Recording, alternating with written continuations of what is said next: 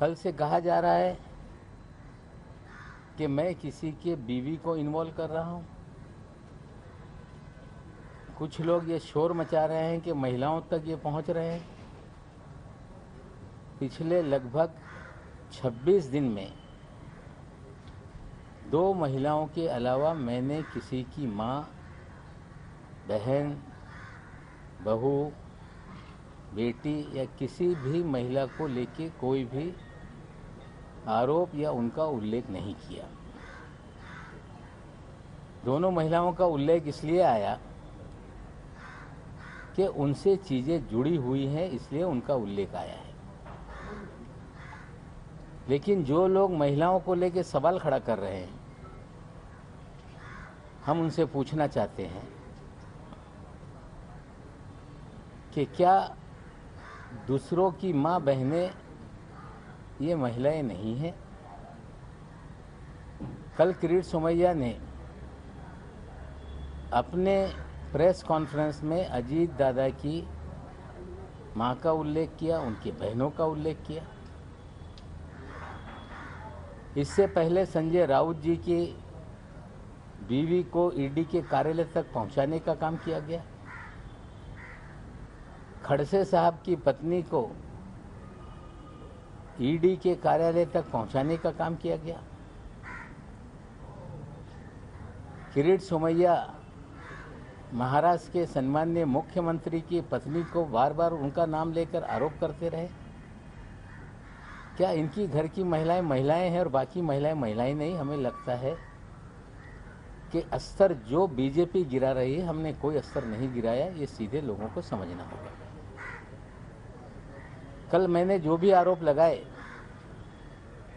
कोई आरोप हमने हवा में किसी पे नहीं लगाया।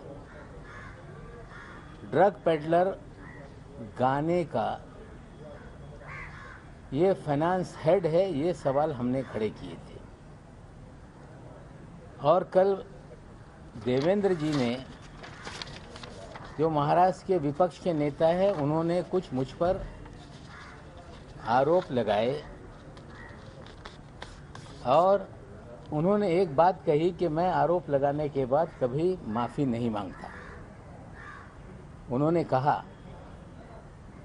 कि नवाब मलिक के दामाद के घर से गांजा बरामद हुआ। देवेंद्र जी, आपका निकटतम वानखेड़े है, पंचनामा मंगा लीजिए। नवाब मलिक के दामाद के घर से कोई भी आपत्तिजनक वस्तु बरामद नहीं हुई, उसका पंचनामा है और मैं मीडिया के साथियों को पंचनामा साझा कर दूंगा। लेकिन वानखेड़े के कहने से 14 जनवरी के दिन जब मेरे दामाद के घर पे छापामारी कथित कही गई, तब मीडिया बड़े जोर और शोर से रिपोर्टिंग कर रहा था कि नवाब मलिक के दामाद के घर पे छापेमारी है और बड़े पैमाने पे ड्रग मिला। हमें लगता है मीडिया के साथियों को भी गुमराह किया गया और मैं पंचनामा दे देता हूं कि किसी भी प्रकार की रिकवरी हमारे दामाद के घर से नहीं हुई। क्या देवेंद्र जी आप माफ़ी मांगेंगे? देवेंद्र जी, आपने कहा कि चार्जशीट को कमजोर करने के लिए नवाब मलिक वानखेड़े पर हमला कर रहा है। आप वकील हैं, वकालत की सनद आपके पास है। आपकी जानकारी है कि नहीं मुझे पता नहीं। एनडीपीएस एक्ट में 6 महीने के भीतर चार्जशीट फाइल करनी होती है और सजलानी और समीर खान वाले मामले में ऑलरेडी चार्जशीट फाइल है। तो ये आपका आरोप कि मैं केस को कमज़ोर करने के लिए आरोप लगा रहा हूँ, क्या इसके लिए आप माफ़ी मांगेंगे? देवेंद्र जी, आपने कहा कि नवाब मलिक को इससे पहले मंत्री पद से इस्तीफा देना पड़ा। हाँ, मैंने इस्तीफा दिया था। उस पर सावंत कमीशन बैठा था, कमीशन की रिपोर्ट आई, विधानसभा में चर्चा हुई और उस विधानसभा की चर्चा में मैंने कहा कि एक बार नहीं 100 बार मैं इस्तीफा देने के लिए तैयार हूं, अगर जनता के हित में कोई इस्तीफा देना पड़े तो। मुझ पे आरोप लगाए गए कि माहिम स्थित जरीवाला चाल में भ्रष्टाचार हुआ है और कमीशन बैठाया गया, लोक आयुक्त की जांच बैठाई गई। मुझ पे आरोप ये लगाया गया कि नवाब मलिक ने कोर्ट के ऑर्डर को डिफाई किया है, कंटेम किया है, कोर्ट के आदेश का अवहेलना की है। कोई पैसे खाने का या कोई करप्शन के चार्जेस नहीं थे, डिफाइंग ऑफ कोर्ट ऑर्डर के चार्जेस थे। जो लैंड एक्विजिशन हुआ था वो गलत तरीके से था, हमने स्टे दिया था और ये कहा जा रहा था कि हाई कोर्ट के आदेश का अवमान नवाब मलिक ने किया है। उसी कोर्ट के सामने मामला गया, कोर्ट ने उसका कॉन्ग्लिजेंस नहीं लिया। कंटेम्प्ट ऑफ कोर्ट उसी कोर्ट के सामने रखा जाता है या उससे ऊपर की कोर्ट में। किसी कमीशन को, लोक आयुक्त को यह अधिकार नहीं कि कंटेम्प्ट पर वो किसी पे आरोप मढ़े। फिर भी हमने कमीशन को झेला, कमीशन के सामने चीजें रखी और उसमें आचरण को लेके हर दिन लोगों को मिलना, लोगों की बातें सुनना, लोगों के लिए काम करना, ये आचरण जो है ये करप्ट है, इस तरह के चार्जेस लगे। लेकिन डिफाइंग कोर्ट ऑर्डर का ही हम पे मामला उठाया गया। हमने इस्तीफा दिया, रिपोर्ट आई और 2008 में दोबारा मंत्री हम बने। लेकिन जो जरीवाला चाल में 12 वर्सेस 250 लोगों की लड़ाई थी, वो लड़ाई सुप्रीम कोर्ट में गई और सुप्रीम कोर्ट ने कहा कि नवाब मलिक ने या उस समय के मंत्री ने जो आदेश दिए थे वो सही है, उस आदेश का पालन हो, ये सुप्रीम कोर्ट ने कहा है। और कल देवेंद्र जी ने ये कहा कि मैं दिवाली के बाद बम फोड़ूंगा, आपको इंतजार करने की जरूरत नहीं है। कहा गया कि नवाब मलिक के अंडरवर्ल्ड कनेक्शन है। 62 साल का जीवन इसी मुंबई शहर में बीता। किसी माई के लाल में हिम्मत नहीं कि नवाब मलिक किसी अंडरवर्ल्ड से जुड़ा हुआ है, ये कभी उंगली भी उठाकर मेरे तरफ दिखा सके। ये कहना कि जिनके अपने घर शीशे के हों औरों पे पत्थर नहीं मारते, मेरे पास कोई शीशे का घर नहीं, ना मेरे पास कोई शीश महल है। लेकिन देवेंद्र जी से सीधा मेरा सवाल है, क्या 5 साल तक राज्य के मुखिया थे, गृह विभाग आपके पास था और शायद पूरा महाराष्ट्र जानता है, सबसे मुखर कोई देवेंद्र जी के कामकाज पे या पिछली सरकार पे सवाल उठाता था, उसका नाम नवाब मलिक है। और देवेंद्र जी आप शायद भूल गए कि जिस दिन आपका 1 साल का कार्यकाल पूरा हुआ था, उसी दिन एक प्रेस में मैंने कहा था कि नकली देवेंद्र कौन घूम रहा है शहर में। आपको चेताया था मैंने। आपका भाई इस शहर में होटलों में क्या कर रहा था उसकी जानकारी हमने दी थी। आप जब चेंबूर वालों के घर पे जाते थे, हमने आपको चेताया था एक बार कि यहाँ मत जाइए। हमने कभी व्यक्तिगत वेंडेटा की राजनीति नहीं की। अगर उस समय उस होटल के फुटेज अगर मैं जारी कर देता तो शायद लोग मुंह दिखाने लायक नहीं रहते। आप कह रहे हैं कि नवाब मलिक के अंडरवर्ल्ड के संबंध है। अगर इतने हमले करने के बाद भी आप खामोश रहे, हमें लगता है कि एक राज्य का मुखिया अगर उसको जानकारी मिले कि कोई व्यक्ति, नेता किसी अंडरवर्ल्ड से कनेक्टेड है, तो उनकी जिम्मेदारी बनती थी कि उसी समय कार्रवाई करते और मुझ पे कार्रवाई करनी चाहिए थी। हमें लगता है कि जो सच्चाई सामने आ रही है उसको लेकर कोई हवा में तीर मार देने से मामला बंद हो जाएगा, ऐसा नहीं है। मैं देवेंद्र जी आपसे पूछना चाहता हूं कि आपके कार्यकाल में इस शहर में मुख्यमंत्री को ब्रीफिंग होती है कि शहर में पॉलिटिकल लोग क्या कर रहे हैं, शहर में क्या क्या चल रहा है। मैं पूछना चाहता हूं, फोर सीजन होटल में लगातार ड्रामा लेट्स प्रिडिक्ट मैक इस तरह की पार्टी का आयोजन होता रहा। उस पार्टी का आयोजक कौन है? वो पार्टी में एक एक टेबल की कीमत 15 लाख रुपए होती थी। रात भर जश्न चलता था। 15-15 करोड़ रुपए की पार्टी का आयोजक कौन था? क्या आपको जानकारी नहीं थी? और आपके रहते हुए पार्टी चल रही थी, सरकार बदलने के बाद पार्टी बंद हो गई। इस पे आज मैं सवाल खड़ा कर रहा हूं कि ये पार्टी का आयोजक कौन? क्या आपकी जानकारी नहीं थी कि 15 करोड़ रुपए की पार्टी चल रही है?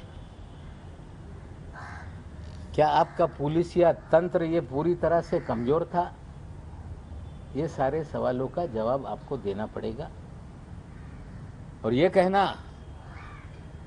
कि वानखेड़े पर दबाव मैं इसलिए बना रहा हूं कि दामाद का केस हल्का हो जाए, 8.5 महीने तक उस मामले पे कभी मैंने कोई भी वक्तव्य नहीं किया।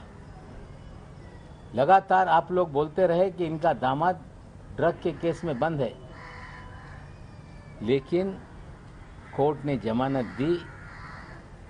पिछले महीने की 13 तारीख को वो ऑर्डर सामने आई, उसे फंसाया गया, ये साफ है। न्यायालय में लड़ाई चल रही है, वो अपनी लड़ाई लड़ेंगे। लेकिन जो जानकारी मुझे है कि वानखेड़े जब से इस डिपार्टमेंट में आया, उसने अपनी एक प्राइवेट आर्मी खड़ा की। उस प्राइवेट आर्मी में किरण गोसावी,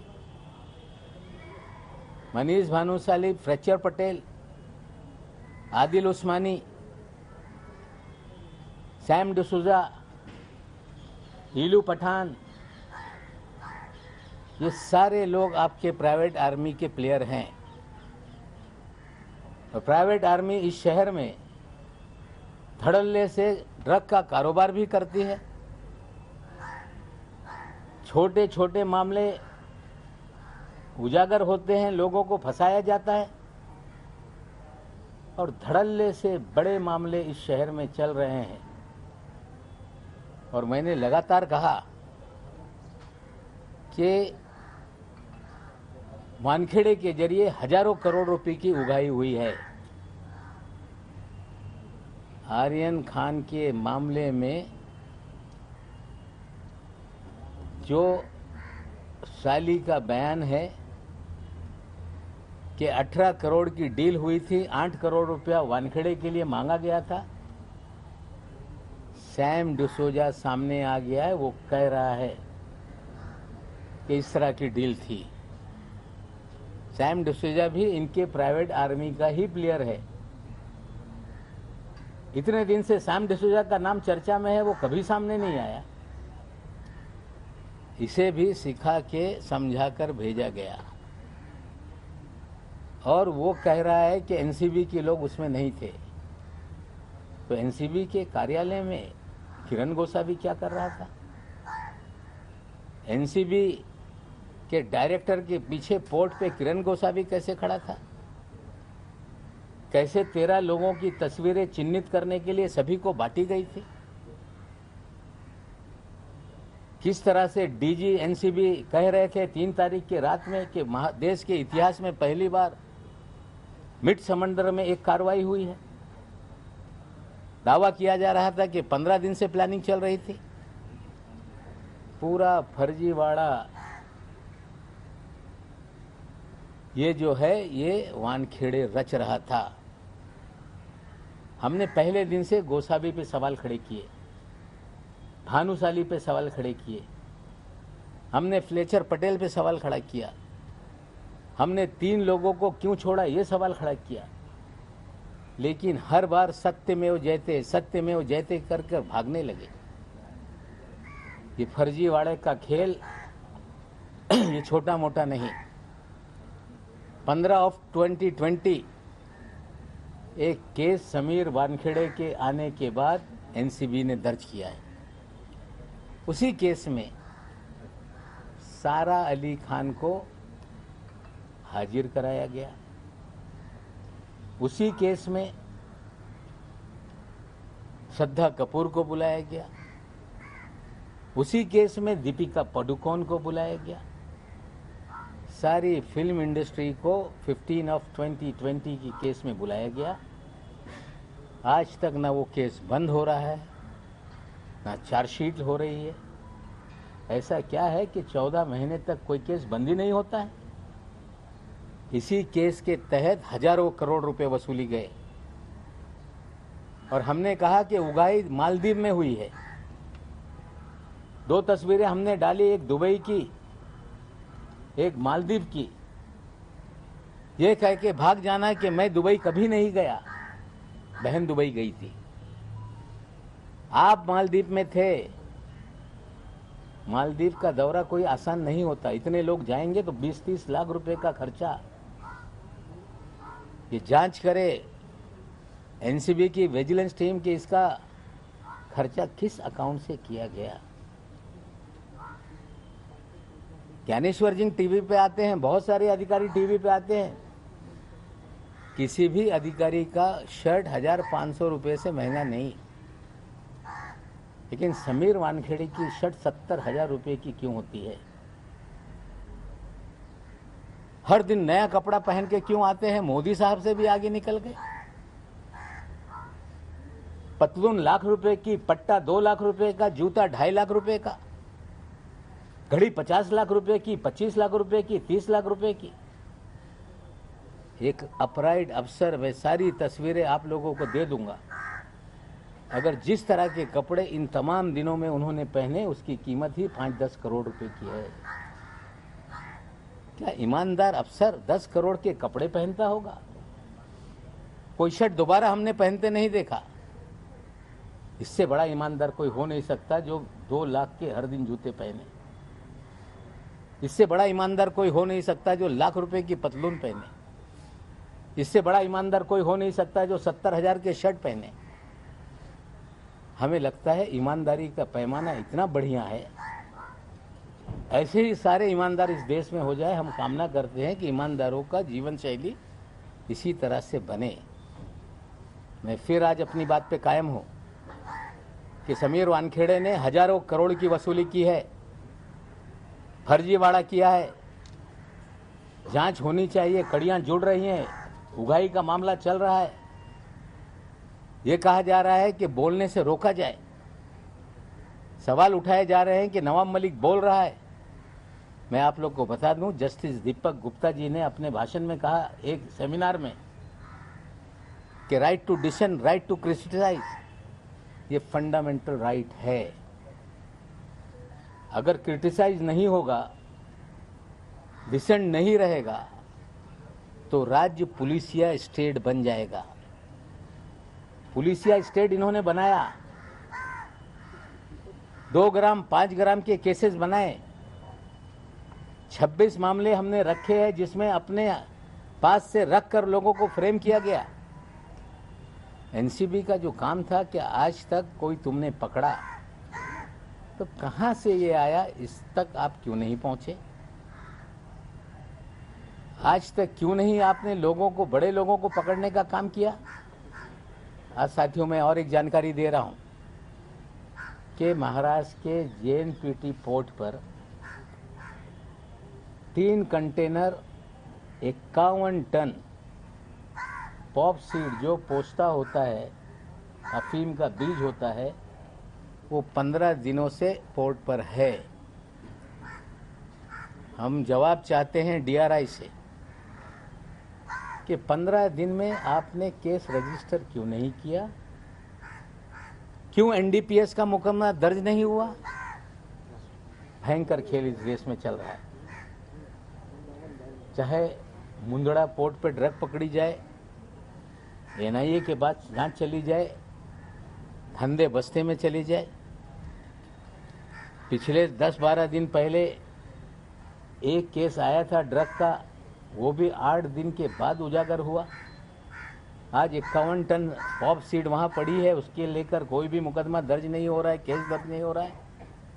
पूरा खेल ड्रग का कहीं ना कहीं राजनीतिक संरक्षण के बिना नहीं चलता और ये बहुत ही खतरनाक तरीके से देश को उलझाया जा रहा है। ड्रग पूरी तरह से खत्म हो, हम साथ में लोगों के हैं, लेकिन अगर राजनीतिक संरक्षण में ड्रग का धंधा चलेगा, जिनको ड्रग रोकने के लिए जिम्मेदारी दी जाएगी वही ड्रग का धंधा करवाएंगे, प्राइवेट आर्मी बना के उगाही करेंगे, ड्रग बेचने के लिए लोगों को खुला छोड़ेंगे, तो हमें लगता है लोगों को इसके लिए खड़ा होना पड़ेगा। दूसरी एक घटनाक्रम और हुआ है। अनिल देशमुख जी कल गए, जब सारे लीगल मीन्स जो भी थे उनके पास, उन्होंने आजमाया और स्वयं हाजिर हुए। उन्हें भी फंसाया गया, उन्हें भी जो आरोप लगाने वाला था परमवीर सिंह, वो फरार है,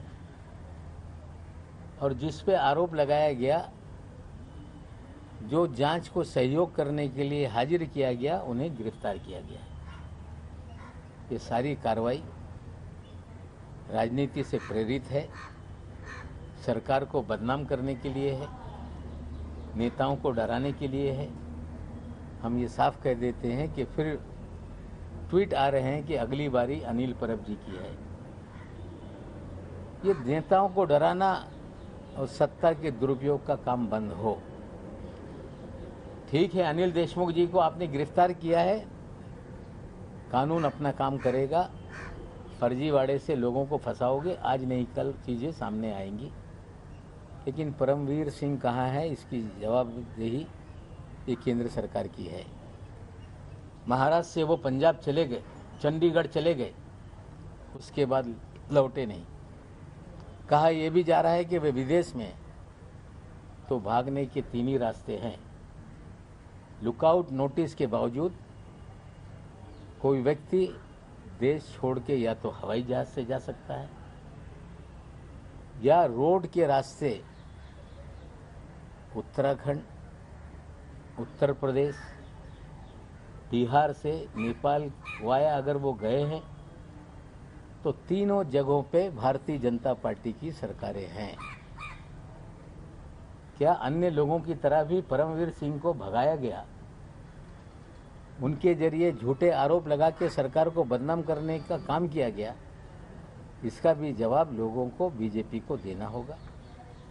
मैं आज फिर एक आपको व्हाट्सएप चैट आपको बता रहा हूं कि मैंने जब लेडी डॉन का उल्लेख किया तो कहा गया कि हमारा भाई एक ईमानदार अफसर है, हम उसके कामकाज में ध्यान नहीं देते।